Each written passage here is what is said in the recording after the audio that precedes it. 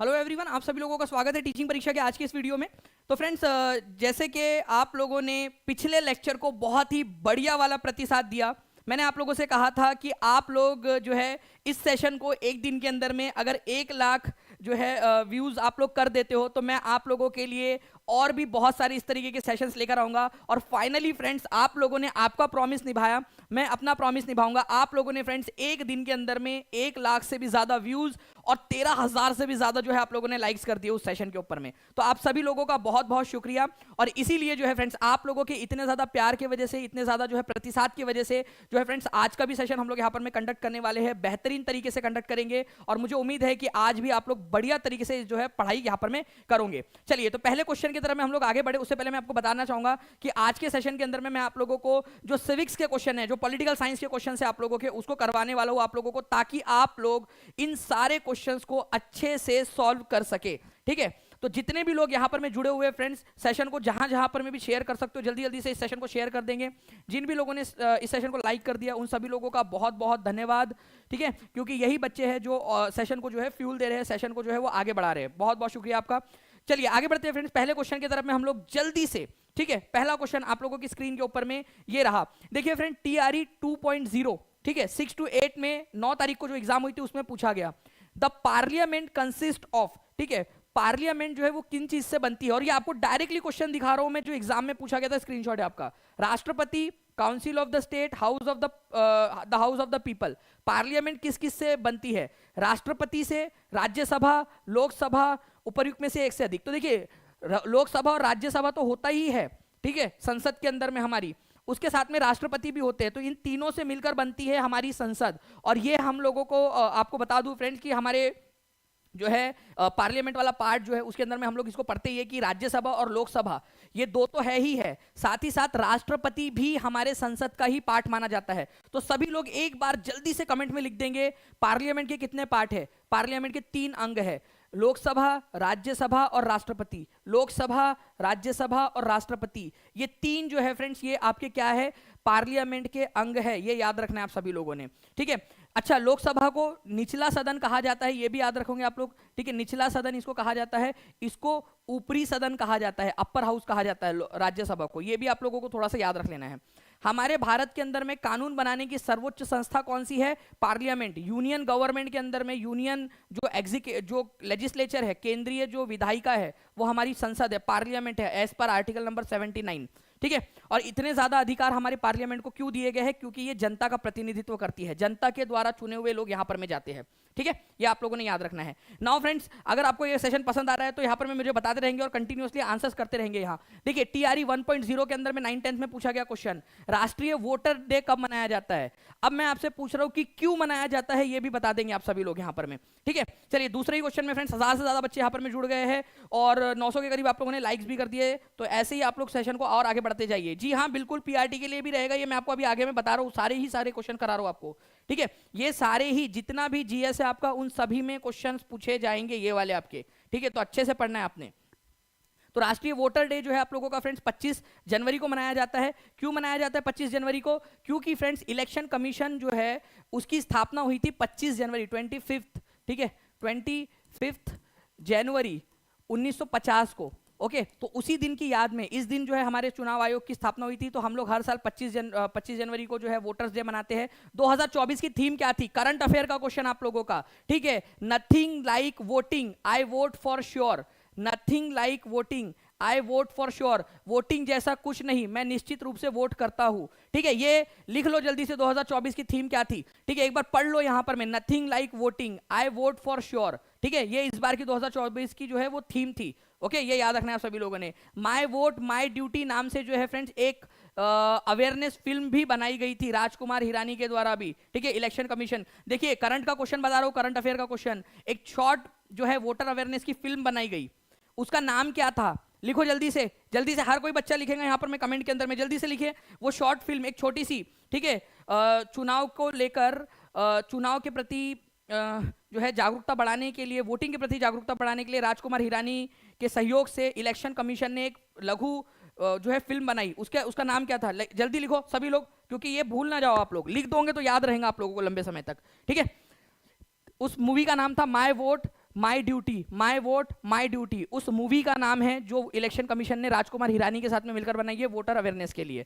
ठीक है, national voters day 25 जनवरी को मनाया जाता है। डायरेक्टली क्वेश्चन आप लोगों का पूछा गया, आप देख सकते हो यहां पर में। ठीक है, nothing like voting, I vote for sure, ये 2024 की थीम थी, मैंने आपको बता दिया। मेरा वोट मेरी ड्यूटी, ठीक है, ये उस मूवी का नाम है जो शॉर्ट मूवी बनाई गई है। नाउ देखिए फ्रेंड, टीआरई 2.0 के अंदर में 8/12/2023 को जो क्वेश्चन पूछा गया उसमें देखिए आप लोग, the Indian parliament comprises of, भारतीय संसद में कौन कौन सी चीज शामिल है, जल्दी से इसका भी आंसर कर दीजिए आप लोग। भारतीय संसद में कौन कौन सी चीजें शामिल है? ठीक है, लोकसभा एवं राष्ट्रपति, लोकसभा एवं राज्यसभा, राष्ट्रपति, लोकसभा एवं राज्यसभा। तो आंसर क्या होगा इस पर्टिकुलर क्वेश्चन का? इसका आंसर हो जाएगा फ्रेंड्स, मैंने अभी आपको बताया लोकसभा तो होता ही है, राज्यसभा भी है, ठीक है, और राष्ट्रपति भी अंग है इसका, राष्ट्रपति भी अंग है। तो answer is option number C. Please इसको याद रखेंगे आप सभी लोग, राष्ट्रपति, लोकसभा एवं राज्यसभा तीनों मिलकर जो है वो बनाते हैं हमारी संसद को। ठीक है, तो ये याद रखेंगे, इंपॉर्टेंट वाला पॉइंट आप लोगों का। यहां पर मैं एक बार फिर से देख लीजिए, लोकसभा, राज्यसभा और राष्ट्रपति। अच्छा, हमारे भारत की संसद में 2 सदन है, लोकसभा, राज्यसभा, और राष्ट्रपति भी उसका पार्ट है, लेकिन सदन तो 2 है ना, हाउस जिसमें लोग रहते हैं। इनमें से अपर हाउस किसको कहा जाता है, लोअर हाउस किसको कहा जाता है, ये भी क्वेश्चन बन सकता है एग्जाम के अंदर में।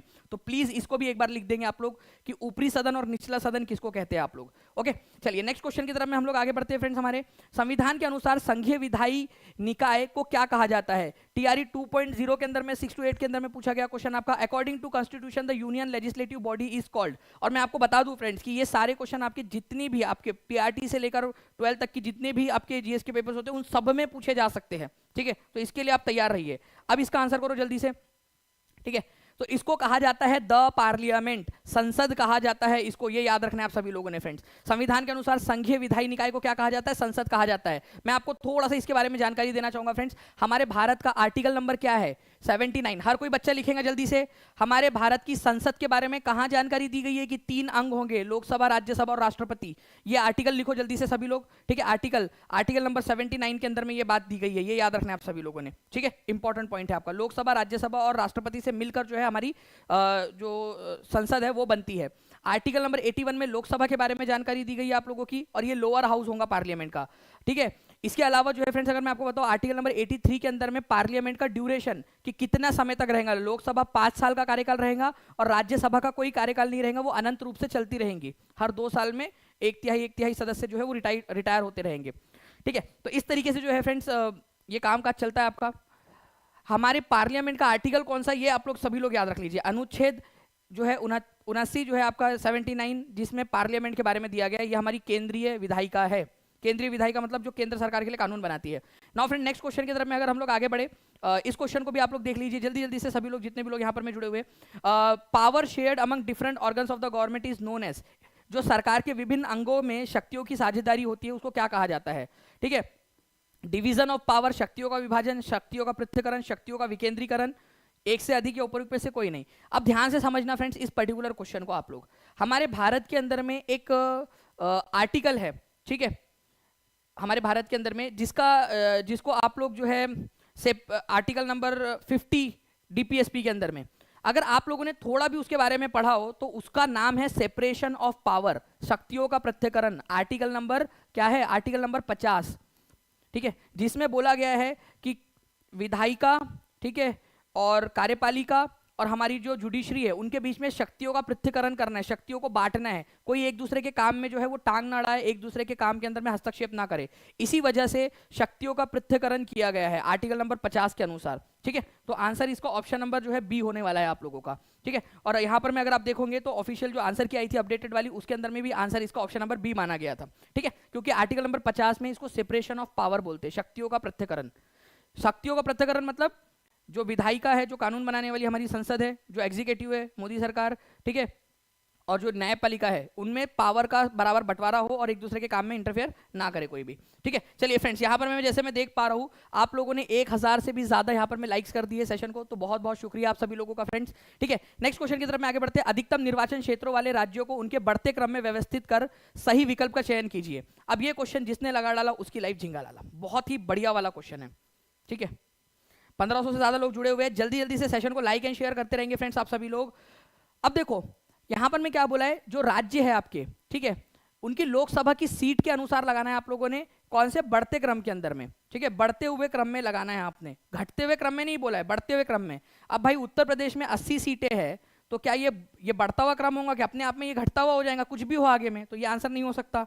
ठीक है, यहां पर मैं आप लोग देखिए उत्तर प्रदेश के अंदर में 80 आपसे बढ़ते हुए असेंडिंग ऑर्डर में बोला है, बढ़ते हुए क्रम में बोला है, घटते हुए क्रम में नहीं बोला है, तो बढ़ते हुए क्रम में 80 यहां पर में है, ये भी नहीं हो सकता। ठीक है, महाराष्ट्र, उत्तर प्रदेश, पश्चिम बंगाल, देखिए अगर कहीं पे भी अगर होना है तो उत्तर प्रदेश लास्ट में आना चाहिए आप लोगों का, बढ़ते हुए क्रम के अंदर में अगर उत्तर प्रदेश है तो, घटते हुए क्रम में हो ही नहीं सकता उत्तर प्रदेश पहले। ठीक है, तो ये भी आंसर नहीं होगा। आंसर इसका हो जाएगा आपका नन ऑफ दी अबव। कितने लोगों ने यहाँ पर में none of the above answer लगाया था, क्यों है मैं आप लोगों को बताता हूँ कि नन ऑफ दी अबव इसका आंसर क्यों है आप लोगों का, ध्यान से समझ लिया आप लोग। ठीक है, क्योंकि आपसे बढ़ते क्रम के अंदर में बोला गया है। ठीक है, बढ़ते हुए क्रम के अंदर में, बढ़ते हुए क्रम में, घटते हुए क्रम में नहीं बोला है, बढ़ते क्रम में व्यवस्थित करना है आप सभी लोगों ने। देखिए ध्यान से आप लोग, ओके, बढ़ते हुए क्रम के अंदर में, just a second friends, alarm जो है वो आपका बज गया तो इसको यहाँ पर बंद कर देते हैं। आप देखिए उत्तर प्रदेश के अंदर में जो है 80 है, ओके, उत्तर प्रदेश के अंदर में आप थोड़ा सा समझने की कोशिश करो। अगर मेरे को ये राज्य, जितने भी राज्य दिए हुए आप लोगों के, अगर इन राज्यों के अंदर में से भी मुझे लगाना होता तो उत्तर प्रदेश 80, यूपी जो है वो आप लोगों का इधर में आना चाहिए था, यहाँ पर में लास्ट में। ठीक है, उत्तर प्रदेश 80 के साथ में सबसे कम कौन सा वाला होता आप लोगों का इन इन इन राज्यों की सूची में से अगर आप लोग आंसर लगाओगे, ठीक है, तो आप लोग ध्यान से समझिए। यहाँ पर में बिहार, महाराष्ट्र के अंदर में कितनी सीटें हैं, महाराष्ट्र के अंदर में है 48। ठीक है, महाराष्ट्र में है 48। ठीक है, 48 है महाराष्ट्र के अंदर में आपका। फिर बाद में यहाँ पश्चिम बंगाल आप लोगों को दिया, वेस्ट बंगाल। ठीक है, वेस्ट बंगाल के अंदर में कितनी सीटें हैं, ठीक है, आप लोगों को पता होना चाहिए फ्रेंड्स, 42 सीटें हैं वेस्ट बंगाल के अंदर में। और बिहार के अंदर में, क्योंकि बिहार भी तो एक इंपॉर्टेंट है, आपको याद रखना है, बिहार के अंदर में है जो है वो है 40 सीटें, बिहार के अंदर में 40। तो ये आपका बढ़ता हुआ क्रम होता, घटता हुआ, ये आपका घटता हुआ क्रम दिया हुआ है, प्लीज ध्यान से समझो आप लोग, ये घटता हुआ है। ठीक है, घटता हुआ क्रम है ये। कितने लोग एग्री करते हैं इस बात से? ठीक है, समझ में आया क्या? ये बात बताओ, ये बात समझ में आई क्या? जो लोग ए आंसर लगा रहे थे वो घटता हुआ क्रम है आप लोगों का, घटता हुआ क्रम है। ठीक है, और इसी वजह से आप लोगों की प्रैक्टिस जरूरी है। अब इससे आपको क्या समझ में आया फ्रेंड्स, ध्यान से देखिए आप लोग, देखिए ये ऐसा घटता हुआ क्रम है ये वाला आप लोगों का, घटता हुआ। बढ़ता हुआ क्रम मतलब कम से फिर ज्यादा, फिर ज्यादा, फिर ज्यादा होना चाहिए।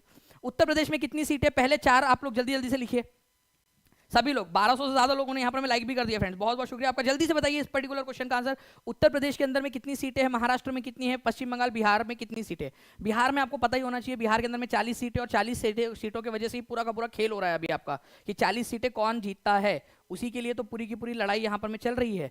ठीक है, बिहार के अंदर में, और सत्ता परिवर्तन, सारी की सारी चीजें। उसके बाद में फ्रेंड्स यहाँ पर में आप देखिए पश्चिम बंगाल में 42 है, महाराष्ट्र में 48 और उत्तर प्रदेश में 80 है। हर कोई बच्चा एटलीस्ट पहले 4 याद रखेगा, पहले 4। तमिलनाडु के अंदर में आप एक एक्स्ट्रा याद रख लीजिए फ्रेंड्स, बिहार से बस एक कम है तमिलनाडु के अंदर में, 39। ठीक है, 39 सीटें हैं तमिलनाडु के अंदर में, तो पहले 4 तो आपको पता होनी ही चाहिए। हर बच्चा नाम के साथ में लिख दीजिए सीट को, क्योंकि मैं आपसे कह रहा हूँ, और मैं आप लोगों को बता दूं फ्रेंड्स कि एग्जाम में पूछा गया क्वेश्चन नहीं है एक्चुअल वाला। ठीक है, अब चलो मैं आप लोगों को एक क्वेश्चन दिखाता हूँ। ठीक है, एक क्वेश्चन सबने लिख दिया, क्या एक्टिविटी कर दी? एक्टिविटी कर दी ना आपने? अब देखो आप सभी लोग, क्योंकि मैं आपको एक्टिविटी क्यों कराता हूं, टीआरई 2.0 के अंदर में देखिए आप लोग 8-12 को पूछा गया क्वेश्चन, ध्यान से समझिए आप लोग और ये आंसर करो। कौन से वाले राज्यों का ग्रुप है जिसमें 40, ठीक है, मोर देन 40 है, 40 से ज्यादा सीटें हैं, 40 से ज्यादा होनी चाहिए, बताओ कौन सा वाला ग्रुप है?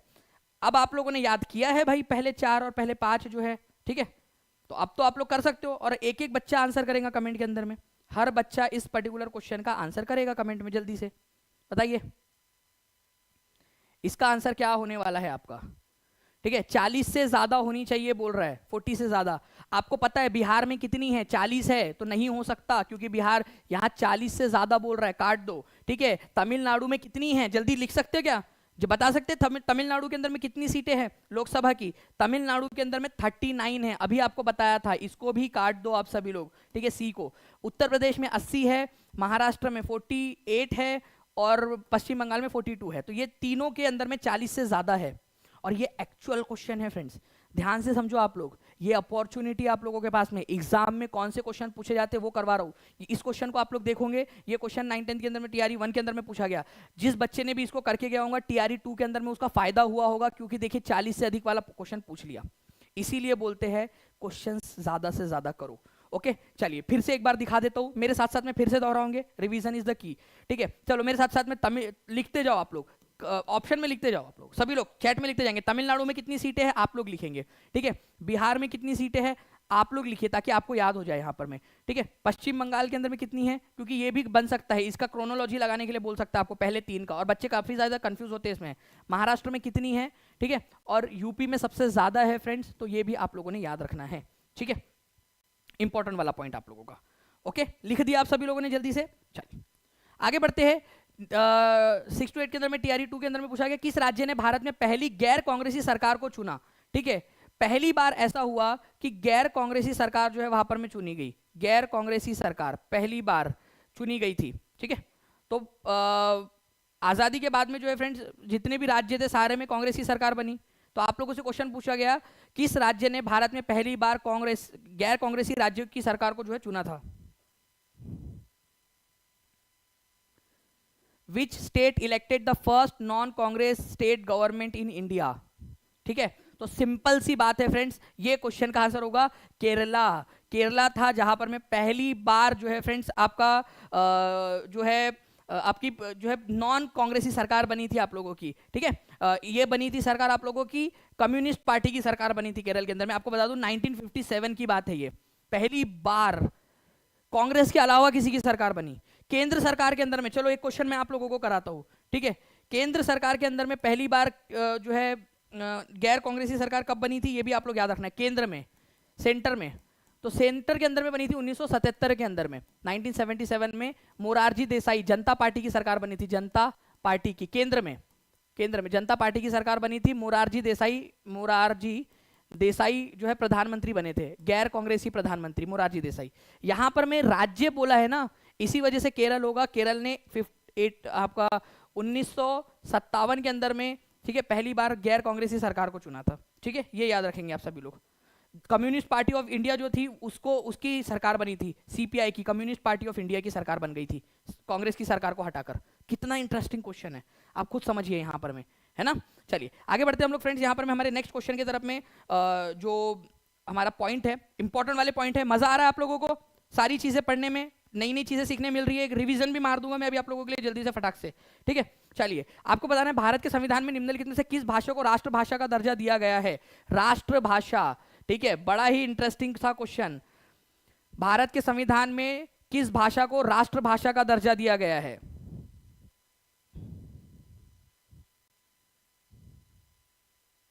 राष्ट्रभाषा,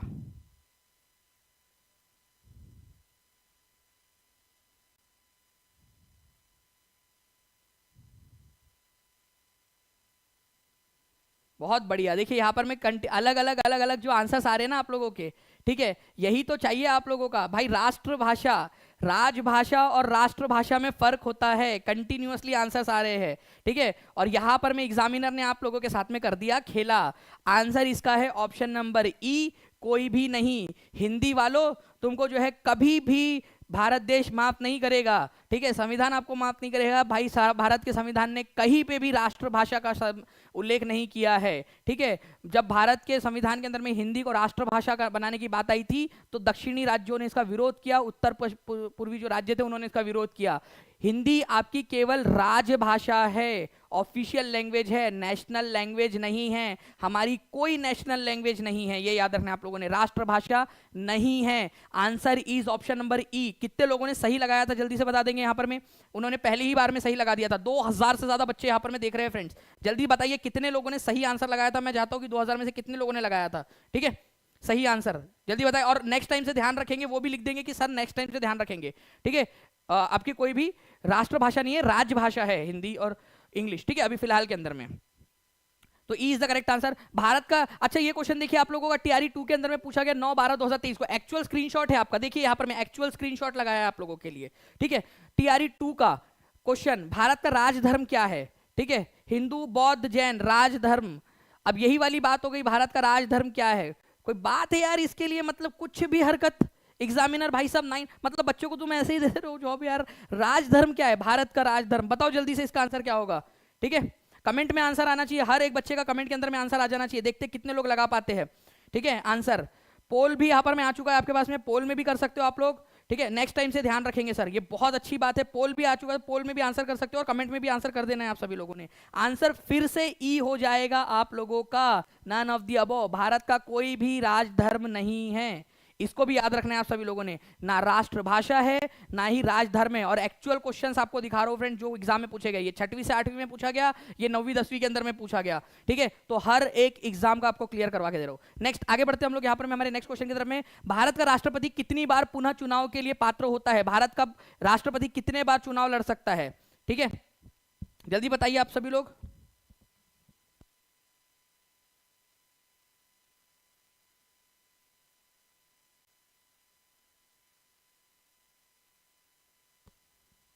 बहुत बहुत बढ़िया फ्रेंड। देखिए यहां पर में आप लोगों के आंसर आ रहे हैं। भारत का राष्ट्रपति जो है एक बार, दो बार, तीन बार। आंसर क्या होगा आप लोगों का?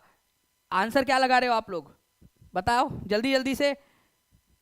अरे भाई फिर से खेला हो गया, एग्जामिनर आपके साथ में खेला पे खेला ही कर रहा है। आंसर होगा उपयुक्त में से कोई नहीं। कितनी बार? अनलिमिटेड टाइम है यहाँ पर में, अनलिमिटेड। कितने भी बार भाई तुम बन सकते हो, 100 बार बन जाओ, 10 बार बन जाओ, 5 बार बन जाओ, कोई दिक्कत नहीं है।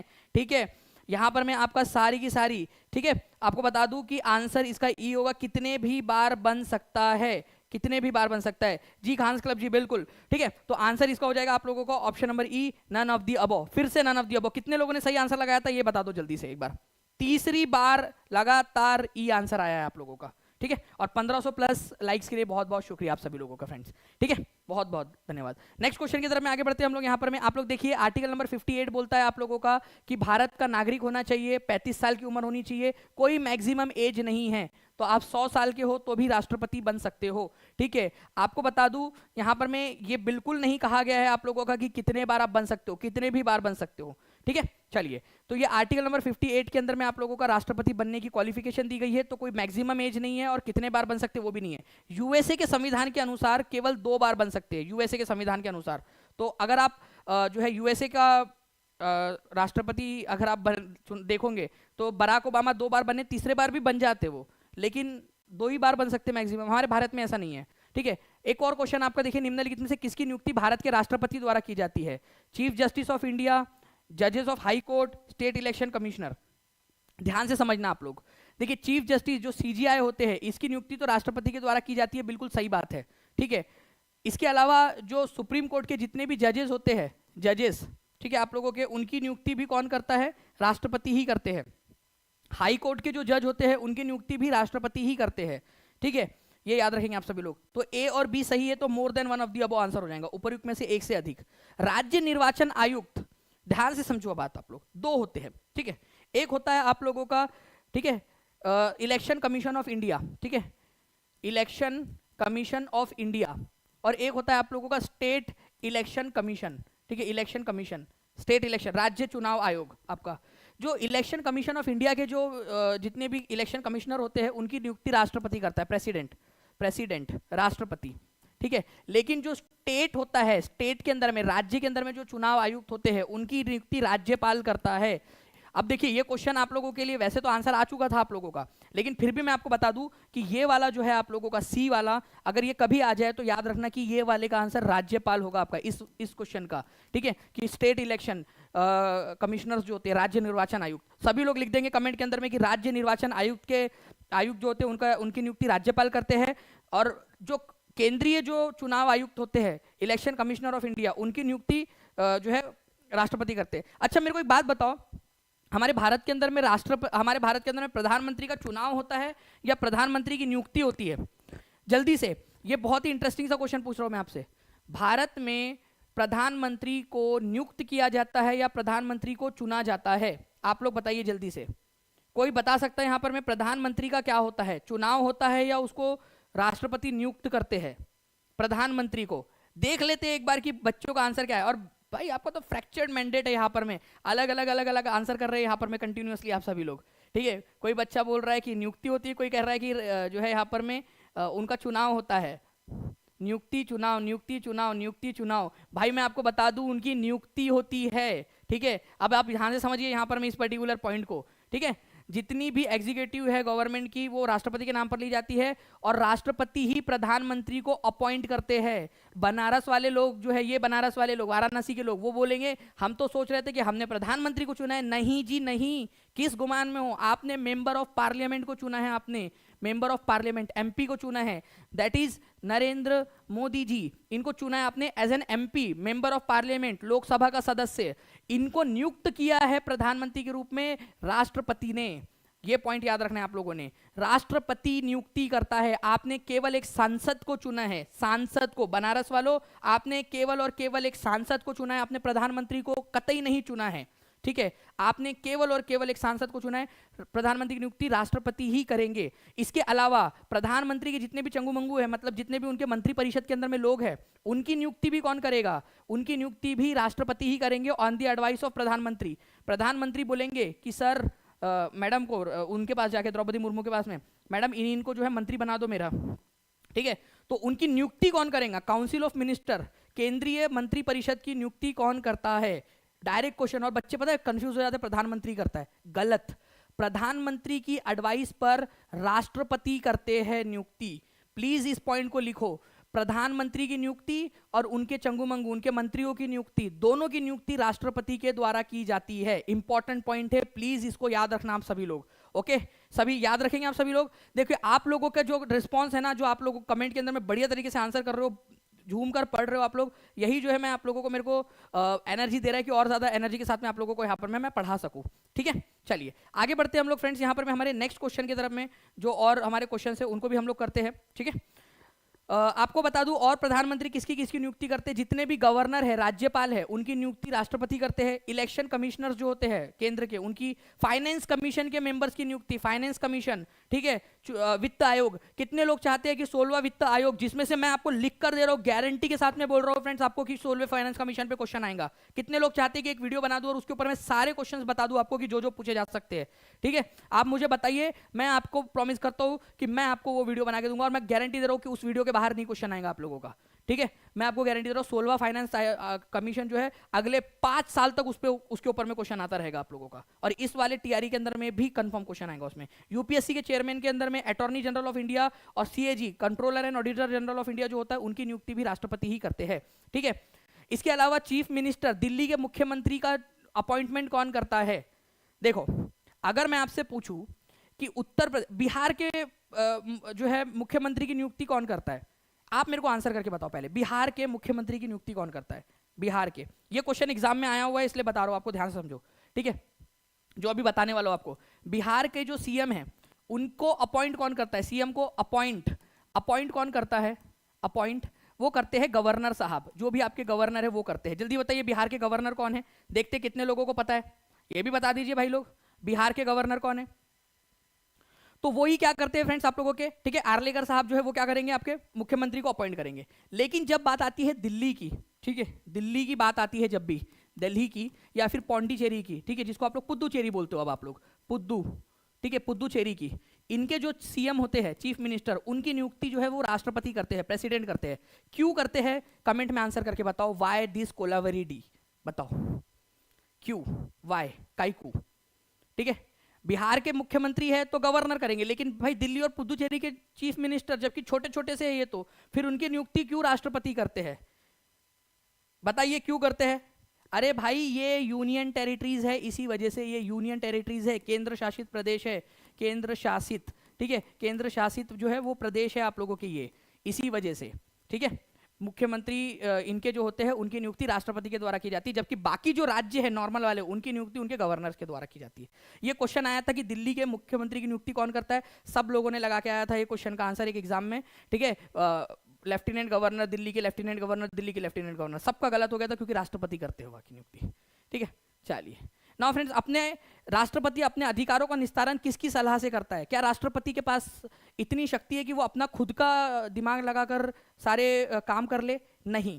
ठीक है, ये पॉइंट याद रखना है फ्रेंड्स। राष्ट्रपति अपने अधिकारों का निस्तारण, जितने भी उनको अधिकार दिए गए हैं, वो अधिकार किसके मदद से करेगा? सुप्रीम कोर्ट की मदद से नहीं, कमांडर इन चीफ आर्मी की मदद से नहीं। ठीक है, किसकी मदद से करेगा? वो काउंसिल ऑफ मिनिस्टर, मंत्री परिषद की मदद से। लीजिए आप लोगों को मैं डायरेक्टली जो है फ्रेंड दिखा देता हूं, एक आर्टिकल नंबर 74 क्या कहता है, पढ़ो जल्दी से। यहां पर मैं आर्टिकल नंबर 74 कहता है कि राष्ट्रपति को सलाह और सहायता देने हेतु एक मंत्री परिषद होंगी, ठीक है। क्या होंगी? आपकी काउंसिल ऑफ मिनिस्टर्स होंगी, जिसका मुखिया प्रधानमंत्री होगा, ठीक है। प्रधानमंत्री इसका मुखिया होता है, उनके चंगू मंगू लोग हैं, मतलब उनके मंत्री लोग हैं, और ये लोग क्या करते हैं? राष्ट्रपति को सलाह देते हैं। कैसी सलाह देंगे? कि राष्ट्रपति को सलाह देंगे कि उत्तर प्रदेश का गवर्नर इस फला व्यक्ति को बना दो। राष्ट्रपति कर देगा। राष्ट्रपति बाउंड होता है इनकी सलाह पर। इनकी जो भी सलाह, एक्चुअली हमने सिर्फ वो लिखा हुआ है, ठीक है, सलाह संविधान के अंदर में, लेकिन एक्चुअल में फ्रेंड्स इनकी सलाह जो भी होती है, जो एडवाइस होती है, उसको राष्ट्रपति को मानना कंपलसरी होगा, क्योंकि ये लोग चुने हुए लोग हैं। संसद के अंदर में जो है, आप लोगों को पता है फ्रेंड्स कि जिसके पास में संसद में मेजोरिटी होती है वही सरकार बनता है, उन्हीं को अपॉइंट करते हैं राष्ट्रपति प्रधानमंत्री के रूप में, और उन्हीं लोगों को जो है यहाँ पर में मंत्री परिषद के रूप में अपॉइंट किया जाता है। तो मंत्री परिषद की सलाह। अब कितने मंत्री बन सकते हैं? बहुत ज्यादा इंपॉर्टेंट क्वेश्चन, ठीक है। कितने मंत्री बनाए जा सकते हैं? जल्दी जल्दी से बताइए। आप सभी लोग यहाँ पर में 2600 से ज्यादा लोग देख रहे हैं, जल्दी से सभी के आंसर आ जाने चाहिए, ठीक है। तो आर्टिकल नंबर 74 के अनुसार एक मंत्री परिषद होगा जो राष्ट्रपति को क्या करेगा? सलाह देगा, ठीक है। तो ये अधिकार अपने निस्तारण किसकी? सलाह, मंत्री परिषद और सलाह, 74, ठीक है, नंबर का आर्टिकल आपका। अब कितने मंत्री रख सकते हैं मोदी जी? क्या सबको बना देंगे यहाँ पर में मंत्री मोदी जी? नहीं। देखिए फ्रेंड्स, पहले क्या होता, कितने भी लोगों को बनाया जा सकता था, लेकिन अब क्या किया गया है? 91st कॉन्स्टिट्यूशनल अमेंडमेंट एक्ट 2003 के जरिए अब बोला गया है कि मैक्सिमम जो मंत्री हो सकते हैं केंद्र सरकार में, वो हो सकते हैं 15%। किसका? लोकसभा का, ऑफ लोकसभा। सभी लोग लिखे मैक्सिमम कितने लोग हो सकते हैं। हर किसी बच्चे ने लिखना है यहाँ पर में, जल्दी से, बहुत इंपॉर्टेंट वाला पॉइंट बता रहा हूँ। लोग हमारे केंद्र सरकार में कितने मंत्री बन सकते हैं? लोकसभा की जितनी भी स्ट्रेंथ है उसका 15%। अभी हमारे लोकसभा की स्ट्रेंथ जो है वो 545 है आप लोगों की, इसका 15% निकाल दो। वैसे 543 हो गई है अभी, लेकिन अभी एक रफ एस्टिमेशन के लिए हम अगर यहाँ पर में कैलकुलेशन करें तो 82 ही आएगा आपका आंसर, क्योंकि अप्रोक्सीमेशन करना पड़ता है आप लोगों को, ठीक है। तो 82 आंसर आ जाता है। तो प्रधानमंत्री को मिलाकर मैक्सिमम 82 मंत्री बन सकते हैं केंद्र सरकार में, क्योंकि 15% ही बनाया जा सकता है मैक्सिमम। 15%। किसका 15%? लोकसभा का, राज्यसभा का नहीं, संसद का भी नहीं, क्योंकि संसद में तो लोकसभा, राज्यसभा, राष्ट्रपति तीनों आ गए। किसका 15%? लिखो एक बार यहां पर में। बिल्कुल, मधु सिंह ने बिल्कुल लिख दिया है यहाँ पर में, संगीता ने भी लिख दिया है, बहुत सारे लोग लिख रहे हैं यहाँ पर में, ठीक है। किसका 15%? लोकसभा का 15%। याद रखना है आप सभी लोगों ने, ठीक है।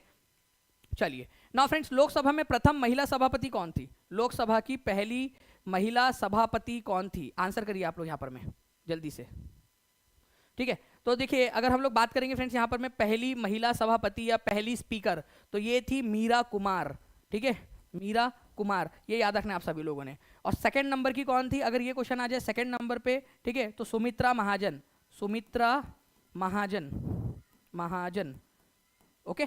तो ये आप लोगों को याद रखना है। डायरेक्टली क्वेश्चन पूछा जा सकता है फ्रेंड, डायरेक्ट क्वेश्चन आप लोगों से बनता है, ठीक है। जैसे यहां पर मैं बोला कि आपसे लोकसभा में पहली महिला सभापति कौन थी? मीरा कुमार। सेकंड वाली कौन थी? बोले सुमित्रा महाजन। केवल 2 ही बनी है। और अभी प्रेजेंट में लोकसभा के सभापति या लोकसभा के स्पीकर कौन है? तो लोकसभा के जो स्पीकर है फ्रेंड्स, ये भी आप लोगों ने याद रखना है, हमारे है अभी यहाँ पर में फिलहाल के अंदर में ओम बिरला, अभी प्रेजेंट में, प्रेजेंट वाले, क्योंकि ये भी क्वेश्चन बनता है प्रेजेंट में कौन है? ओम बिरला है, ठीक है। चलिए, तो आंसर इसका ऑप्शन नंबर सी हो जाएगा आपका। क्या एक ही व्यक्ति को एक से अधिक राज्यों का राज्यपाल नियुक्त किया जा सकता है? ठीक है, जल्दी से बताइए आप सभी लोग। क्या एक ही व्यक्ति को एक से अधिक राज्यों का राज्यपाल नियुक्त किया जा सकता है? देखिए, मैं अगर आप लोगों को बात करूं फ्रेंड्स यहाँ पर मैं इस पर्टिकुलर क्वेश्चन की, तो इसका आंसर अब है, ठीक है, ओके। यहाँ पर में इसका आंसर है हाँ। क्यों? पहले नहीं था, ये पहले ये वाली व्यवस्था नहीं थी आप लोगों की, ठीक है, पहले नहीं थी।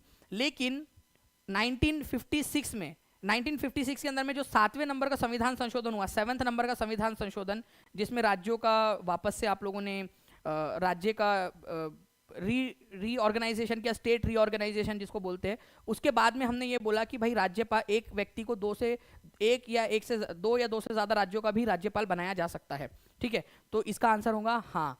पहले नहीं था ओरिजिनल संविधान के अंदर में 7th कॉन्स्टिट्यूशनल अमेंडमेंट एक्ट के तहत, आफ्टर, ठीक है, after 7th constitutional amendment act, जो 7वें नंबर का संविधान संशोधन था, उसके बाद में बनाया जा सकता है, ठीक है। अब बनाया जा सकता है, और कई बार ऐसा होता है कि 1 से ज्यादा राज्यों का राज्यपाल एक ही व्यक्ति को बना दिया जाता है, ठीक है। तो ये अब अलाउड है, पहले नहीं था। तो आपका डायरेक्ट क्वेश्चन है 6वीं से 8वीं का, 9 तारीख को पूछा गया क्वेश्चन। आगे बढ़ते हैं हम लोग यहाँ पर में। इस पर्टिकुलर क्वेश्चन का आंसर ए था। भारत में मंत्रिपरिषद में शामिल होते हैं कौन लोग? शामिल होते हैं मंत्रिपरिषद के अंदर में। ठीक है, जल्दी से बताइए आप सभी लोग। 1928 लोगों ने लाइक कर दिया फ्रेंड्स, 2750 लोग यहाँ पर में जुड़े हुए हमारे साथ में। ऐसे ही जल्दी जल्दी से लाइक एंड शेयर करते रहेंगे सेशन को आप सभी लोग। तो कैबिनेट मंत्री, राज्य मंत्री, उप मंत्री, ठीक है, काउंसिल ऑफ मिनिस्टर्स, मंत्री परिषद में, मंत्री परिषद में जो सबसे इंपॉर्टेंट बड़े वाले जो मंत्री होते हैं, जिनके पास में इंपॉर्टेंट वाला बड़े जो मंत्री होते हैं, जिसको इंपॉर्टेंट मंत्रालय दिया जाता है, उनको कैबिनेट मंत्री बोलते हैं।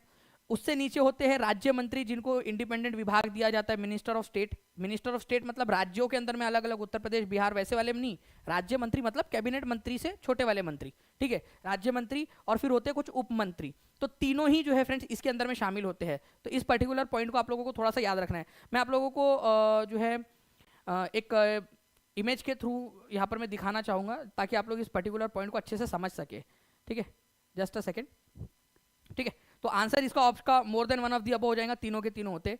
तो डी इज द आंसर आपका, more than one of the above. देखो, कैबिनेट मंत्री मतलब सबसे इंपॉर्टेंट वाले मंत्री, ठीक है, फिर होते हैं मिनिस्टर ऑफ स्टेट, और फिर होते हैं कुछ उप मंत्री, और इन सबको मिलाकर क्या कहा जाता है? मंत्री परिषद। मंत्री परिषद का आर्टिकल जल्दी से कमेंट में लिखो आप सभी लोग, हर कोई बच्चा, क्योंकि अभी थोड़ी देर पहले ही बताया मैंने आपको कि एक मंत्री परिषद होंगी। तो मंत्री परिषद होंगी, ठीक है, ओके। जल्दी से बताइए इस पर्टिकुलर क्वेश्चन का आंसर क्या होगा आप लोगों का। ठीक है, मंत्री परिषद का आर्टिकल क्या है आप लोगों का? तो आर्टिकल है 74। ठीक है, थोड़ी देर पहले ही हम लोगों ने देखा हुआ है इस पर्टिकुलर क्वेश्चन को। ओके, नेक्स्ट क्वेश्चन की तरफ में हम लोग आगे बढ़ते हैं फ्रेंड्स। ठीक है, भारत के प्रधानमंत्री का कार्यकाल कितना होता है? ये क्वेश्चन मैंने, बताओ, ये क्वेश्चन मैंने क्लास के अंदर में स्पेसिफिकली बताया था कि नहीं बताया था आप सभी लोगों को? ठीक है, स्पेशल ही बताया था कि भारत के प्रधानमंत्री का कार्यकाल क्या होता है करके। ठीक है, और जानबूझ के आपसे कहा था कि आप लोग बताइए करके। जो भी बच्चे होंगे पिछले बैच के अंदर में, जो जिन्होंने क्लास के अंदर में पढ़ा हुआ है, वो यहाँ पर में बता सकते हैं। स्पेशली बोला था आपको कि इसको करके जाना। भारत के प्रधानमंत्री का कार्यकाल नहीं होता, अनिश्चित होता है, इनडेफिनाइट होता है। ठीक है, ओके, ये याद रखना आप सभी लोगों ने। अनिश्चित, कोई भी कार्यकाल यहाँ पर में नहीं होता है। ठीक है, ये याद रखेंगे आप सभी लोग, भारत के प्रधानमंत्री का। ओके, उसके बाद में जब तक, कब तक होगा? जब तक लोकसभा के सदस्यों का समर्थन उनको प्राप्त है तब तक होगा। ठीक है, तो बिल्कुल यहाँ पर में बेसिकली जो प्रधानमंत्री होते हैं, ठीक है, वो क्या करते हैं? ध्यान से समझिए आप सभी लोग। ओके, क्या होता है यहाँ पर में? जो भी प्रधानमंत्री होंगे हमारे, ठीक है, प्राइम मिनिस्टर होंगे, प्राइम मिनिस्टर। ठीक है, अगर मान लीजिए कि 5 साल बाद हमारी संसद जो है वो भंग हो गई, हमारी संसद भंग हो गई। अब संसद भंग हो गई, लेकिन उसी समय में हमारे देश के ऊपर में चाइना ने हमला कर दिया उसी समय में, तो क्या प्रधानमंत्री की पोस्ट को हम लोग खत्म कर दे? नहीं करेंगे ना, वो कंटिन्यू करेंगे जब तक कि चुनाव नहीं हो जाता। तो आपको याद रखना है फ्रेंड्स कि जब तक उनका कार्यकाल कोई निश्चित नहीं है, जनरली ये होता है कि लोकसभा के समर्थन जब तक प्राप्त हो, लेकिन अगर कंडीशन बनती है, राष्ट्रपति चाहे तो उनको अलग अलग, जब तक जो है नया चुनाव नहीं हो जाता, नई लोकसभा नहीं बन जाती, तब तक उनको प्रधानमंत्री के पद के ऊपर में रख सकते हैं। ये याद रखना है आप सभी लोगों ने। ये एक बहुत ही महत्वपूर्ण क्वेश्चन है फ्रेंड्स, इसको याद रखना है आप सभी लोगों ने। ठीक है, ओके, इसका कोई कार्यकाल नहीं होता है, नो टेन्योर, ये याद रखना है आप लोगों ने, कोई टेन्योर नहीं है। ठीक है, प्लीज इस पर्टिकुलर पॉइंट को याद रखिए आप सभी लोग, कोई टेन्योर नहीं होता है। राज्यसभा का कार्यकाल क्या होता है ये बताइए आप लोग। देखिए, ये भी एक क्वेश्चन है आप लोगों का। ठीक है, कार्यकाल कितना होता है आपका? जल्दी इसका बताइए यहां पर में।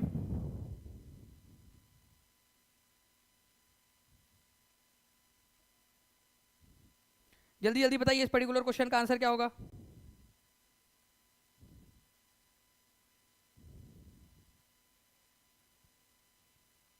ठीक है, देखिए देखिए प्रधानमंत्री जो होता है ना आप लोगों का, अगर मान लो संसद खत्म भी हो गई, संसद भंग हो गई, तो फिर आप संसद का समर्थन कहां से लाओगे? संसद का समर्थन नहीं लाओगे आप लोग। ठीक है, संसद का समर्थन नहीं रहेगा, लोकसभा का समर्थन नहीं रहेगा, लेकिन तब भी प्रधानमंत्री कंटिन्यू करता है। प्रधानमंत्री जैसी पोस्ट को खाली नहीं रखा जा सकता।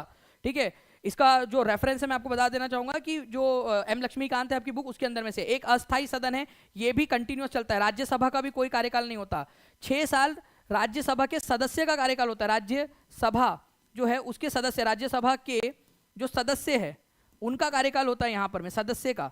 ठीक है, 6 वर्ष का। लेकिन जो राज्यसभा खुद है, राज्यसभा, उसका कोई कार्यकाल नहीं होता, ये एक स्थायी सदन है, उसका कभी भी कार्यकाल खत्म नहीं होता है, ये परमानेंट चेंबर है। ऐसे आप लोग इस पर्टिकुलर पॉइंट से, इससे भी समझिए, आप पिछला क्वेश्चन इससे भी आप रिलेट करके लगा सकते हो कि क्यों है यहां पर मैं उसका आंसर अनिश्चित। ये इसका भी कोई कार्यकाल नहीं होता है, ये परमानेंट हाउस है, कभी खत्म नहीं होता, ठीक है, परमानेंट हाउस है ये। तो इसका आंसर भी सी होगा आप लोगों का, ठीक है। ये भी एक इंटरेस्टिंग क्वेश्चन पूछा गया, और ऐसा ही क्वेश्चन आप लोगों का एचपी टेट के अंदर में भी आया था, आपका एचपी टेट 2021 के अंदर में सेम टू सेम क्वेश्चन, ठीक है। बस उसमें 4 ऑप्शन थे, इसमें 5 है, बस इतना ही फर्क है और कुछ भी नहीं है, ठीक है। राज्यसभा के सदस्य जो होते हैं ना, उनका कार्यकाल 6 साल का होता है, लेकिन जो राज्यसभा है वो परमानेंट हाउस है, वो कभी भी खत्म नहीं होता, वो कंटिन्यूअस चलता रहता है, चलता रहता है, चलता रहता है आप लोगों का, ठीक है, ओके। चलिए, सदस्यों का कार्यकाल 6 साल है, राज्यसभा परमानेंट हाउस है आप लोगों की। तो इस पॉइंट को भी आप लोग याद रखोगे, ताकि नेक्स्ट टाइम आप लोग इसको अच्छे से कर सके यहाँ पर में। नाउ फ्रेंड्स, नेक्स्ट क्वेश्चन आपका, देखिए, भारत के संविधान की प्रस्तावना किस देश से ली गई है? तो भारत के संविधान की जो प्रस्तावना है, ठीक है, ये जापान, जर्मनी, इंग्लैंड, कहाँ से ली गई है? प्रस्तावना, प्रस्तावना जो है फ्रेंड्स, जिसमें कहा गया है हम भारत के लोग भारत को एक संपूर्ण प्रभुत्व संपन्न समाजवादी धर्मनिरपेक्ष लोकतंत्रात्मक गणराज्य बनाने के लिए तथा उसके समस्त नागरिकों को सामाजिक, आर्थिक और राजनीतिक न्याय, विचार, अभिव्यक्ति, विश्वास, धर्म और अवसर की समता प्राप्त कराने के लिए आज तारीख 26 नवंबर 1949 ईस्वी को एकता द्वारा इस संविधान को अंगीकृत, अधिनियमित और आत्मर्पित करते हैं। जय हिंद। तो ये आप लोगों का जो प्रस्तावना है, प्रियम्बल है, we the people of India solemnly resolve India into, तो ये हमने लिया है यूएसए के संविधान से, ना जापान से, ना जर्मनी से, ना इंग्लैंड से, ठीक है। तो हमने लिया है, ठीक है, कहाँ से? यूएसए के संविधान से। तो जितने भी लोगों ने यहाँ पर में ए आंसर लगाया या सी आंसर लगाया, सबका गलत है, जिन लोगों ने ई आंसर लगाया है उनका सही है, ठीक है। तो answer is option number E, none of the above. क्या आंसर होगा? जल्दी से आंसर लिख दो यहाँ पर में, प्रियम्बल और आगे में आंसर लिख दो, ठीक है। प्रियम्बल और आगे में आंसर लिखो इसका, नन ऑफ दी अबव वाले के आगे वाला जो आंसर है वो लिखेंगे सभी लोग, जल्दी जल्दी से, हर एक बच्चा लिख देगा जल्दी से आंसर, ठीक है। यूएसए, ई लिखो और यूएसए। अब आंसर याद रखोगे प्रियम्बल का, ठीक है। अच्छा, कौन कौन सी चीज़ कहाँ कहाँ से ली गई थी, ये भी आप लोगों को जो है फ्रेंड्स बहुत ही इंपॉर्टेंट है, जो याद रखना है आप सभी लोगों ने, ठीक है। तो मैं आप लोगों को वो पूरा का पूरा जितने भी सोर्सेस है वो सारे के सारे आप लोगों को बता दूंगा। हमारा जो संविधान है वो कब अपनाया गया था, वो डेट आपके प्रियम्बल में दी गई है कि आज तारीख 26 नवंबर 1949 ईस्वी को एतद द्वारा इस संविधान को अंगीकृत, अधिनियमित और आत्मर्पित करते हैं। तो आपका 26 नवंबर 1949 को संविधान अपना लिया गया था, बट उसको लागू कब किया गया, इफेक्ट में कब आया ये, ठीक है। तो 26 जनवरी 1950 को, देखो, अपनाया गया था ये, अपनाया मतलब इस दिन आपका रिश्ता तय हो गया था। आपकी शादी कब हुई? 26 जनवरी को हुई। मतलब समझ जाओ आप लोग, ठीक है, भावनाओं को समझो, क्योंकि ये बच्चे काफी बार कंफ्यूज होते हैं। एडॉप्ट या अपनाया गया था कि फाइनल हो गया करके भाई अभी ये 26 नवंबर को, लेकिन इसको लागू किया गया 26 जनवरी 1950 को। अब मैं एक संविधान आप लोगों एक क्वेश्चन पूछना चाहूंगा आप लोगों से, ठीक है। 26 जनवरी ही क्यों 26 जनवरी केवल, बाकी दूसरा दिन क्यों नहीं, कोई और दिन क्यों नहीं? देखिए फ्रेंड, 26 जनवरी 26 जनवरी 1930 को हमने क्या किया था, हमारा पहला फर्स्ट इंडिपेंडेंस डे मनाया था, इंडिपेंडेंस डे। ऑब्वियस सी बात है, सिंबॉलिक तौर पर, प्रतीकात्मक तौर पर, ठीक है, कि भाई हमारे देश में के लोगों में आज़ादी की ललक जगे। तो उस दिन की याद को ताज़ा रखने के लिए, ठीक है, ताकि दानिश सर जब TRE 3 की एग्जाम हो उसमें बच्चों को बता सके कि भाई 26 जनवरी 1930 को हम लोगों ने पहला आज़ादी का दिन मनाया था, इसी दिन की याद में हमने 26 जनवरी 1950 को इसको लागू किया था। अदरवाइज हम कोई और भी दिन लागू कर सकते थे, उसमें कोई दिक्कत नहीं। प्रियम्बल कहाँ से लिया गया है? यूएसए के संविधान से, ठीक है। चलिए, देखिए, बहुत ही इंपॉर्टेंट वाला क्वेश्चन था ये जो आप लोगों ने अभी यहाँ पर में किया है, ओके। तो प्लीज इसको याद रखिए आप सभी लोग।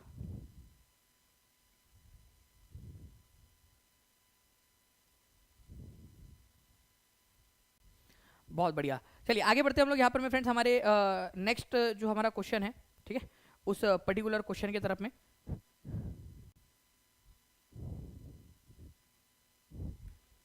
भारत एक प्रजातांत्रिक गणराज्य है क्योंकि भारतीय संविधान ने यह व्यवस्था की है। भारत जो है प्रजातांत्रिक गणराज्य है, क्यों गणराज्य है? India is a democratic Republic because constitution of India has provided for an elected president, an adult franchise, an elected parliament.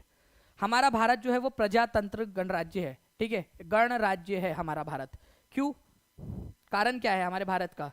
क्योंकि फ्रेंड्स हमारे भारत में डेमोक्रेटिक रिपब्लिक, देखो रिपब्लिक जो होता है ना, इसका मतलब क्या होता है समझो आप लोग। रिपब्लिक का मतलब होता है सबसे बड़ी जो पोस्ट है, सबसे बड़ी पोस्ट जो होंगी वहां पर में इलेक्शन होगा।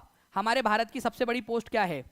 जल्दी बताओ। रिपब्लिक का मतलब ही होता है सबसे बड़े जो पोस्ट होंगी उसमें इलेक्शन होगा, जनता वोट करेंगी, तो इसका यह मतलब होता है रिपब्लिक का। डेमोक्रेसी का मतलब होता है, ठीक है, आप लोगों का ओके, डेमोक्रेसी का मतलब हो गया चुनाव होते हैं। डेमोक्रेसी जो है आप लोगों की इंग्लैंड में भी मिलेंगी, बट इंग्लैंड रिपब्लिक नहीं है, ठीक है। आप इंग्लैंड को कभी भी रिपब्लिक, या फिर यूके को आप या ब्रिटेन को आप रिपब्लिक नहीं बोलोगे।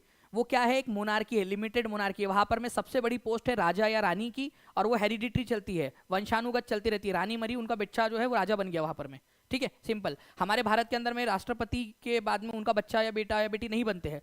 हमारा भारत रिपब्लिक है क्योंकि सबसे बड़ी जो पोस्ट है, जो राष्ट्रपति की पोस्ट है, उसमें चुनाव होता है। सिंपल सी बात है, प्लीज ध्यान से समझो। Why we are republic, because हमारे यहाँ पर में जो है फ्रेंड्स, जो सबसे बड़ी जो पोस्ट है उस पर चुनाव होता है। इसी वजह से हम लोग गणराज्य है, रिपब्लिक है, ठीक है। डेमोक्रेटिक रिपब्लिक इसको कहा जाता है। हम कोई आपका इसी तरीके से आप लोगों का जो यूके यूएसए है, ठीक है, संयुक्त राज्य अमेरिका, वो भी एक क्या है, आपका डेमोक्रेटिक रिपब्लिक है। बट इंग्लैंड डेमोक्रेटिक रिपब्लिक नहीं है। जापान डेमोक्रेटिक रिपब्लिक नहीं है। जापान, वहां पर में भी जो है फ्रेंड सबसे बड़ी जो पोस्ट है, ठीक है, वहां के शासक की है, चाहे वो सिंबॉलिक तौर पर ही क्यों ना हो, लेकिन शासक की पोस्ट है, ठीक है। तो इसका आंसर जो है आपका ऑप्शन नंबर ए था, ठीक है, ये याद रखना है आप सभी लोगों ने। ओके, रिपब्लिक क्यों है इंडिया, क्योंकि जो हेड ऑफ द स्टेट है हमारा वो हेरिडिटरी नहीं है, जनता के द्वारा उसका चुनाव होता है। जैसे प्रेसिडेंट ऑफ इंडिया है वो इलेक्टेड होता है, हमारा इलेक्शन के द्वारा उसको चुना जाता है। दल बदल विरोधी कानून क्या सुझाव देता है, ठीक है, दल बदल विरोधी कानून, ठीक है। तो जल्दी जल्दी से इस पर्टिकुलर क्वेश्चन का भी आंसर कर देंगे आप सभी लोग। दल बदल विरोधी कानून, दल बदल, पहले क्या होता था फ्रेंड्स, आया राम गया राम वाली स्थिति होती थी कि आपने मान लो कि एक पर्टिकुलर पार्टी से चुनाव लड़ा, ठीक है, एबीसी पार्टी से, ठीक है, चुनाव लड़ा और आप जीत गए, ठीक है, आप विन हो गए, आप जीत गए आप, ठीक है। अब आपकी अंतरात्मा जाग गई, क्योंकि आपके घर पे जो है एक नोट से भरा हुआ बैग आया और आपकी अंतरात्मा जाग गई, अरे यार मेरे को तो जो है ना यहाँ पर मैं XYZ पार्टी में होना चाहिए था करके, XYZ। तो आपने क्या किया, पाला बदल दिया अपना। ये इसको दल बदल कहा जाता है। तो दल बदल विरोधी कानून ये सुझाव देता है आप लोगों का, ठीक है, कि जो पार्टीज होती है, ठीक है, जो पार्टियों को बदलने होता है, ठीक है, उसको उसको रोका जाए, पार्टी जो है वो बदली ना जाए। यहाँ पर में दल बदल विरोधी कानून ये बहुत ही इंपॉर्टेंट है आप लोगों का। ओके, इसको एंटी डिफेक्शन कहा जाता है आप लोगों का भारत के अंदर में, ठीक है। तो ये क्वेश्चन आप लोगों से पूछते हैं, what is anti defection law in India, आप लोगों से बोला जा सकता है। आपको पता होना चाहिए फ्रेंड्स कि ये जब राजीव गांधी जब हमारे भारत के प्रधानमंत्री थे, उन्होंने इसको लेकर आया था भारत के अंदर में, एंटी डिफेक्शन, ठीक है, 1985 के अंदर में। तो ये भी क्वेश्चन आप लोगों से बनता है, ठीक है, एंटी डिफेक्शन वाला। तो मैं थोड़ा सा बता दूं आप लोगों को, इसके लिए क्या किया गया, आया राम गया राम वाली जो स्थिति बनती थी उसको लेकर 1985 में एक बहुत बड़ी बहस छिड़ी, बहस नहीं, बहस, ठीक है, चर्चा हुई, जिसमें यह बोला गया कि आया राम गया राम हो रहा है, कभी एक पार्टी में कभी दूसरी पार्टी में, जहां नोट मिल रहे वहां चले जा रहे, तो हमारे को एक संविधान संशोधन करना चाहिए। तो हमने क्या किया फ्रेंड्स, 52nd नंबर का संविधान संशोधन किया। कौन से नंबर का, जल्दी लिखो, 1985 के अंदर में 52वें नंबर का संविधान संशोधन किया, जिसके तहत हमने हमारे संविधान में 10वें नंबर की 10th नंबर का शेड्यूल जोड़ा, 10th शेड्यूल संविधान में जोड़ा हमने, कौन सा, ठीक है, 10वीं जो है यहाँ पर में 10th अनुसूची, ठीक है, ये याद रखना आप लोगों ने, अनुसूची जो है हम लोगों ने यहाँ पर में जोड़ी, अनुसूची। इसके तहत ये हमने बोला कि भाई अगर कोई एक पार्टी से अगर आप चुनकर आए हो और अगर आप दूसरी पार्टी के अंदर में चले जाते हो तो आपकी सदस्यता खत्म हो जाएंगी, ठीक है, आपकी सदस्यता खत्म हो जाएंगी। तो इसको रोकने के लिए अब जो लोग हैं वो डरेंगे कि भाई हमारी सदस्यता ही खत्म हो जाएंगी लोकसभा से या विधानसभा से, तो पार्टियों को बदलने से जो है उनको रोकने का काम ये करता है आपका दल बदल विरोधी कानून या एंटी डिफेक्शन लॉ जिसको आप लोग कहते हो। चलो एक बार जल्दी जल्दी से सभी लोग, जितने भी लोग यहाँ पर मैं देख रहे हैं फ्रेंड्स, एक काम करेंगे यहाँ पर में जल्दी से एंटी डिफेक्शन लॉ के बारे में जो जो मैंने चीजें बताई वो आप लोग लिख देंगे यहाँ पर में, सभी के सभी लोग जल्दी से एक बार लिख दीजिए, हर एक बच्चा यहाँ पर में, ठीक है। और जो लोग नए जुड़े हैं फ्रेंड्स टीचिंग परीक्षा के साथ में, टीचिंग परीक्षा चैनल को सब्सक्राइब करके बेल आइकन जरूर दबा दीजिए ताकि आप लोगों को इस तरीके की वीडियोस मिलते रहे, ठीक है। और जो पिछला हमारा हिस्ट्री वाला वीडियो था उसको भी आप लोग जरूर अच्छे से देख लेना पूरा का पूरा, ठीक है। जो जो भी पता है आप लोगों को लिख दो, इसमें कौन थे प्रधानमंत्री, कौन थे इस समय में, ये भी लिख दो क्योंकि ये भी क्वेश्चन बन सकता है, पीएम कौन थे उस समय काल के अंदर में। ओके चलिए नाउ फ्रेंड्स, अगर हम लोग बात करें यहाँ पर में संवर्ती सूची का उल्लेख कहाँ पर में है। अब ये संवर्ती सूची क्या है ये भी आप लोगों को समझना पड़ेगा, व्हाट इज संवर्ती सूची, ठीक है, संवर्ती सूची क्या होती है। तो एक्चुअल में हमारे भारत के संविधान के अंदर में, ठीक है, 12 अनुसूचियां है, ठीक है, 12 अनुसूचियां, 12 लिस्ट है, जिसमें से मैंने आपको बताया 10वें नंबर की अनुसूची 1985 में जोड़ी गई थी 52वें संविधान संशोधन के जरिए। हमारे संविधान में ओरिजिनली 8 अनुसूचियां थी, जिसमें से जो 7वें नंबर की अनुसूची है, 7th शेड्यूल जो है हमारे संविधान का, वो ये कहता है कि काम का जो है बंटवारा होगा यूनियन के बीच में, संघ सरकार, संघ या जिसको केंद्र सरकार आप लोग कहते हो, ठीक है, केंद्र सरकार, उसके बाद में राज्य सरकार, ठीक है, और दोनों मिलकर जिस पर कानून बना सकते हैं, ठीक है, उस सूची को कहा जाता है समवर्ती सूची, समवर्ती सूची, कॉन्करेंट लिस्ट, कॉन्करेंट लिस्ट, ठीक है। तो जिन मामलों के ऊपर में केंद्र सरकार कानून बना सकती है उसको संघ मामले कहते हैं। जैसे कि करेंसी, आपको पता है मित्रों, आज रात 12 बजे से 500 और 1000 के नोट लीगल टेंडर नहीं रहेंगे। किसने निर्णय लिया था? केंद्र सरकार ने, ठीक है, मोदी जी ने, ठीक है।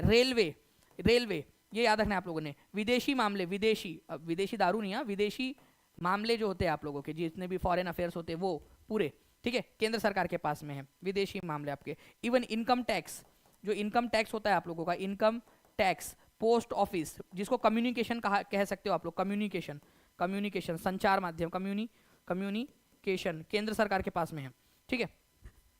राज्य सरकार के पास में होता है आप लोगों का जो यहाँ पर में व्यवस्था है आप लोगों की, ठीक है, पुलिस वगैरह, ओके। उसके बाद में आप लोगों का जो ऑक्ट्राय होता है, जो छोटे मोटे टैक्स होते हैं वो आप लोगों के दिए हुए हैं। इवन एग्रीकल्चर जो है आप लोगों का वो राज्य सूची के अंदर में है। समवर्ती सूची में ऐसा है कि दोनों मिलकर कानून बना सकते हैं, केंद्र सरकार भी राज्य सरकार भी। जैसे कि एजुकेशन है, एजुकेशन पे दोनों बना सकते हैं। फॉरेस्ट के जो मामले हैं उन पर दोनों बना सकते हैं कानून, ठीक है। मैरिज और डाइवोर्स वाले, मैरिज या डाइवोर्स का जो मामला होता है उसके ऊपर भी दोनों कानून बना सकते हैं। इसको समवर्ती सूची कहते हैं। तो ये तीनों की तीनों सूची 7वीं अनुसूची में दी गई है आप लोगों की। तो आंसर में क्या, क्वेश्चन में क्या पूछा था? क्वेश्चन के अंदर में आप लोगों से पूछा गया कि कॉन्करेंट लिस्ट कौन से वाली अनुसूची में दी गई है यहाँ पर में, ठीक है। रिधि श्री जी, ऐप के अंदर में टेस्ट बिल्कुल है, आप उसको ध्यान से देखिए। किसी भी टीआरई के अंदर में जाइए, आप टीआरई के किसी भी कोर्स में चले जाइए, टीचिंग परीक्षा के ऐप के अंदर में जाकर आपका सबसे ऊपर में ही फोल्डर है, उसके अंदर में आपकी पीडीएफ भी रखी हुई है कल की, और उसकी टेस्ट भी, और आज वाली पीपीटी, आज वाली पीडीएफ और उसकी टेस्ट भी आपको मिल जाएंगी, ठीक है, सेशन खत्म होने के बाद में। तो समवर्ती सूची का उल्लेख जो है फ्रेंड्स आप लोगों का 7वीं अनुसूची के अंदर में दिया है। एक क्वेश्चन मैं आपसे पूछूं क्या, ये समवर्ती सूची का कंसेप्ट कहां से लिया गया? कंसेप्ट, ठीक है, कहां से लिया? देखते कितने लोग बता सकते कहां से लिया गया है, कहां से लिया गया है हमारे देश के संविधान में कि समवर्ती सूची हम लोग रखेंगे, ठीक है। 2900 लोग यहाँ पर देख रहे हैं फ्रेंड्स, 2400 लाइक्स हो चुके। जल्दी जल्दी से लाइक का जो नंबर है वो भी आप लोग बढ़ाते रहेंगे, ताकि मैं ऐसे ही आप लोगों को इंटरेस्टिंग तरीके से बहुत सारी चीजें पढ़ा सकूं, ओके। चलिए नेक्स्ट क्वेश्चन की तरफ में आगे बढ़ते हैं फ्रेंड्स। निम्नलिखित में से कौन सा समवर्ती सूची में शामिल है? अब देखिए ये क्वेश्चन आया आप लोगों का 9th 10th के अंदर में टीआरई 1 में, ठीक है, 9th 10th में टीआरई 1 में क्वेश्चन आया, फॉरेस्ट, एग्रीकल्चर, पुलिस, ठीक है, कौन सा वाला कॉन्करेंट लिस्ट में शामिल है? एग्रीकल्चर मैंने आपको अभी थोड़ी देर पहले बताया कि स्टेट में है, स्टेट का मैटर है, राज्य की सूची में आता है ये। पुलिस भी आपको बताया राज्य की सूची में आती है। लेकिन कॉन्करेंट लिस्ट जिसमें केंद्र सरकार राज्य सरकार दोनों कानून बना सकती है वो है फॉरेस्ट आपका। देखिए एक बहुत ही जो है फ्रेंड्स इंपॉर्टेंट वाला पॉइंट है आप लोगों का, ठीक है। फॉरेस्ट पहले स्टेट लिस्ट में था, ठीक है, जो फॉरेस्ट के मामले पहले स्टेट लिस्ट के अंदर में हुआ करते थे, बाद में संविधान संशोधन के जरिए इसको कॉन्करेंट लिस्ट में डाल दिया। कौन सा संविधान संशोधन था जिसके जरिए इसको कॉन्करेंट लिस्ट में डाला? फॉरेस्ट को, फॉरेस्ट और एजुकेशन दोनों को, ठीक है। तो जंगल का जो मामला है आपका वो समवर्ती सूची में, पहले ये राज्य सूची में हुआ करता था। जो आप लोगों का 42nd कॉन्स्टिट्यूशनल अमेंडमेंट एक्ट था उसके जरिए एजुकेशन को, एजुकेशन जो कि राज्य सूची में था और फॉरेस्ट दोनों को राज्य से निकालकर, राज्य की सूची से निकालकर इनको कॉन्करेंट में डाल दिया गया, समवर्ती में, समवर्ती सूची के अंदर में डाल दिया गया है, समवर्ती सूची के अंदर में, ठीक है। तो इस पर्टिकुलर पॉइंट को आप लोग याद रखेंगे कि समवर्ती सूची के अंदर में इसको डाल दिया गया था, ठीक है, इंपॉर्टेंट है। तो आंसर यहां पर लिख लीजिए सब।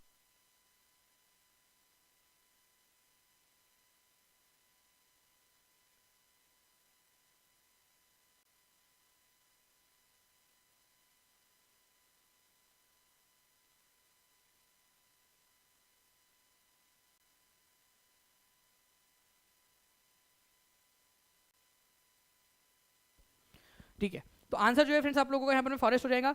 आप लोगों से एजुकेशन और फॉरेस्ट दोनों के दोनों कॉन्करेंट सूची में कब शामिल किया गया था, ये ईयर कौन सा था? ये ईयर था आप लोगों का 1976। ये भी पॉइंट याद रखो आप सभी लोग। एजुकेशन और फॉरेस्ट को कब, कौन से साल में जो है आपका राज्य सूची से निकालकर संवर्ती सूची में डाला गया, ये क्वेश्चन बनता है एग्जाम के अंदर में, ठीक है। तो इस पर्टिकुलर पॉइंट को भी आप सभी लोग याद रखेंगे, ठीक है। अब धीरे धीरे आप लोग देखोगे फ्रेंड्स कि आपका जो अंडरस्टैंडिंग है वो धीरे धीरे बढ़ती जा रही है आप लोगों की अंडरस्टैंडिंग। अब एक बड़ा क्वेश्चन आपका, ठीक है, ध्यान से देखिए आप सभी लोग, ओके, बड़ा सा क्वेश्चन है। इस क्वेश्चन में आप लोग क्या कर सकते हो, आप लोग आपकी स्क्रीन को जो है फ्रेंड्स जूम कर सकते हो थोड़ा सा। आपको बताना है कि कौन सा वाला यूनियन लिस्ट के मामले में फॉल्स है, गलत है, कथन असत्य है। यूनियन लिस्ट के अंदर में आपका नेशनल इंपॉर्टेंस के जितने भी मामले होते हैं, जैसे डिफेंस है, फॉरेन अफेयर्स है, बैंकिंग है, ये आप लोगों का यूनियन लिस्ट में आता है। क्या ये बात सही है? थोड़ा सा जूम आप लोग अपनी स्क्रीन के ऊपर में इस तरीके से कर सकते हो, हो जाता है। These subjects are included in union list because we need a uniform policy on these matters throughout the country. इनको हमने यूनियन लिस्ट में इसलिए रखा है क्योंकि हमें पूरे देश भर के अंदर में इनके ऊपर में यूनिफॉर्मिटी चाहिए, ठीक है। ऐसा नहीं कि एक राज्य में अलग और दूसरे राज्य में अलग। Only the union government has the right to make laws regarding subject mentioned in union list. केवल जो है संघ सूची के ऊपर में कानून बनाने का अधिकार केवल और केवल किसके पास में है? केवल और केवल जो अधिकार है फ्रेंड्स वो आपके केंद्र सरकार के पास में। बिल्कुल सही बात है, ये भी सही है, ये भी सही है, ये भी सही है, बट आपसे तो गलत वाला पूछा है ना, ठीक है। जो ये सही है, ये सही है और ये भी सही है, आपसे गलत वाला एक भी नहीं है, तो आंसर इसका ऑप्शन नंबर ई होगा। कितने लोगों ने इसका आंसर ई लगाया था यहां पर में? ठीक है, ओके, आंसर इसका ई है, प्लीज इसको याद रखिए आप सभी लोग। देखो केंद्र सरकार के जो केंद्रीय सूची है या संघ सूची होती है 7वीं अनुसूची के अंदर में, उसमें इंपॉर्टेंट वाले मामले, विदेशी मामले, बैंकिंग, ठीक है, भारत की रक्षा करना, डिफेंस वगैरह, करेंसी, रेलवेज, ये इंपॉर्टेंट वाले मामले, और पूरे देश में हमको इसको जो है क्या करना है, यूनिफॉर्मिटी मेंटेन करनी है, समानता मेंटेन करनी है हम लोगों को इसके अंदर में, इसी वजह से इसको रखा गया है। और इस पर केवल और केवल केंद्र सरकार कानून बना सकती है आप लोगों का। ध्यान से देखिए आप लोग, यहाँ पर मैं एक बहुत ही सिंपल इसके अंदर में आपको बताया मैंने यहाँ पर में बहुत ही ज्यादा सिंपल तरीके से, ठीक है, कि संघ सूची के अंदर में करेंसी, रेलवे, विदेशी मामले, इनकम टैक्स, पोस्ट, आप लोगों का डिफेंस, ये सारी की सारी केंद्र सरकार में इसलिए रखा गया क्योंकि इसमें यूनिफॉर्मिटी चाहिए और केंद्र सरकार कानून बना सकती है इस पे केवल, ठीक है। तो आई होप आप लोगों को ये पॉइंट समझ में आया होगा फ्रेंड्स, और आप लोग इसको अच्छे से जो है इसको अच्छे से इसको ध्यान रखोगे आप लोग इसको, ठीक है। चलिए आगे बढ़ते हैं हम लोग यहाँ पर। मैं हमारे नेक्स्ट क्वेश्चन की तरफ में आपके जितने भी इंपॉर्टेंट क्वेश्चन है वो सारे करा रहा हूँ। इसका आंसर ऑप्शन नंबर ई था, याद रखना है आपने, 6वीं से 8वीं में पूछा गया है क्वेश्चन। देखिए, the division of legislative powers between union and states, the union is more powerful because, जब संघ और राज्यों के बीच विधायी शक्तियों का विभाजन हुआ है 7वीं अनुसूची में, ज्यादा पावर किसको दिए गए? संघ के पास में है। ज्यादातर मामले, इंपॉर्टेंट वाले मामले केंद्र सरकार के पास में है, केंद्रीय सूची में, ठीक है। और इसके अलावा जो है फ्रेंड्स आप लोगों को बता दूं कि अगर कॉन्करेंट लिस्ट में जो संवर्ती सूची है जिसमें केंद्र सरकार और राज्य सरकार दोनों कानून बना सकती है, अब मान लो दोनों ने कानून बना लिया तो किसकी चलेंगी? आप मेरे को बताओ। आप लोगों के मन में ये सवाल नहीं आता कि कॉन्करेंट लिस्ट में संवर्ती सूची, ठीक है, अगर हम दोनों ने कानून बना दिया उस पर और दोनों कानून विरोधाभासी, अलग अलग कानून बन गए, तो किसका कानून माना जाएगा? तो उसमें जो है फ्रेंड्स आप लोगों को याद रखना है, उसके अंदर में आपका केंद्र सरकार का कानून माना जाएगा, ठीक है, केंद्र सरकार का, ये याद रखेंगे आप सभी लोग। इसी वजह से कहते हैं कि जब शक्तियों का विभाजन हुआ था विधायी शक्तियों के मामले में, तो केंद्र को ज्यादा पावर मिल गए, ठीक है। तो इस पर्टिकुलर क्वेश्चन का आंसर क्या हो जाएगा आप लोगों का, बताइए यहां पर में। क्योंकि मैंने आपको बताया मोर नंबर ऑफ पावर से मतलब ज्यादा शक्तियां, ज्यादा जो अधिकार है वो किसके पास में? केंद्र सरकार के पास में है, ठीक है। इंपॉर्टेंट पावर है ये सारे के सारे, महत्वपूर्ण शक्तियां, इसी वजह से हम कह सकते हैं कि पावर ज्यादा पावरफुल केंद्र सरकार है, ठीक है। इसके अलावा जो भी रेसिडरी पावर है जो कि इसमें भी नहीं दिया है, फॉर एग्जाम्पल मान लो हमने ना तो संघ सूची में उसको शामिल किया, ना राज्य में, ना संवर्ती में, हम भूल गए और अचानक से वो मुद्दा कोई उठकर आकर खड़ा हो गया, उस पर कौन कानून बनाएगा? केंद्र सरकार, राज्य सरकार, या मतलब दोनों बना सकते हैं? नहीं। अगर कोई ऐसा मुद्दा है जिसका मेंशन नहीं किया गया है उसको अवशिष्ट शक्तियां बोलते हैं। क्या बोलते हैं उसको? Residuary powers, residuary powers. और ये उस पर कानून कौन बनाएगा? केंद्र सरकार बनाएंगी। अगर कोई भी ऐसा मामला आता है जिसको शामिल नहीं किया गया है, वो सारे के सारे मामले, जितने भी अनंत मामले हैं, वो सारे केंद्र सरकार को दे दिए गए। रेसिडुअरी पावर इसको कहा जाता है। इसी वजह से इसका जो आंसर है आप लोगों का, ध्यान से समझिए आप लोग, कि जितने भी रेसिडुअरी पावर्स है वो किसको दिए गए हैं? केंद्र सरकार को, ठीक है। जितनी भी अवशेष शक्तियां है या अवशिष्ट शक्तियां है वो केंद्र सरकार या संघ सरकार को दी गई है, ठीक है। तो तीनों के तीनों सही है आपके, तो more than one of the above answer होगा आपका। कंसेप्चुअल क्वेश्चन था, ठीक है, जिसने ध्यान से समझा वो इस पर्टिकुलर क्वेश्चन का आंसर कर पाया होगा, ओके। इस तरीके के क्वेश्चंस मान लीजिए कभी भी आते हैं आप लोगों के, तो प्लीज थोड़ा सा ध्यान रखिए आप सभी लोग। नेक्स्ट क्वेश्चन की तरफ में आगे बढ़ते हैं फ्रेंड्स। आप लोगों के राज्य के नीति निर्देशक तत्व कहाँ से लिए गए हैं? अच्छा, एक चीज आपको पहले बता देता हूं कि जो कॉन्करेंट लिस्ट की हम लोग बात कर रहे थे यहां पर में, ठीक है, समवर्ती सूची, ये कहां से ली गई है? ये कंसेप्ट ये ऑस्ट्रेलिया से लिया गया है। सभी लोग लिखो ऑस्ट्रेलिया, ऑस्ट्रेलिया से लिया गया है, हर कोई लिखेगा। ये बहुत सारे एग्जाम में पूछा गया फ्रेंड्स, ऑस्ट्रेलिया से लिया गया है, ठीक है, समवर्ती सूची का कंसेप्ट। अब बात आ रही है यहां पर मैं आप लोगों की कि भाई डीपीएसपी राज्य के नीति निर्देशक तत्व कहां से लिए गए हैं। ये क्वेश्चन कराया है कि नहीं कराया आप लोगों को मैंने बार बार एग्जाम से पहले? 1 से पहले भी कराया था, 2 से पहले भी कराया था, और ये देखिए आप 2 में पूछा गया क्वेश्चन, ठीक है। ध्यान से बताइए यहाँ पर में डीपीएसपी कहाँ से लिया गया है? Directive principle of state policy. तो directive principle of state policy DPSP राज्य के नीति निर्देशक तत्व आयरलैंड के संविधान से लिए गए हैं। डीपीएसपी के बारे में थोड़ी सी चीजें आपको बताना चाहूंगा मैं। DPSP directive principle of state policy हमारे भारत के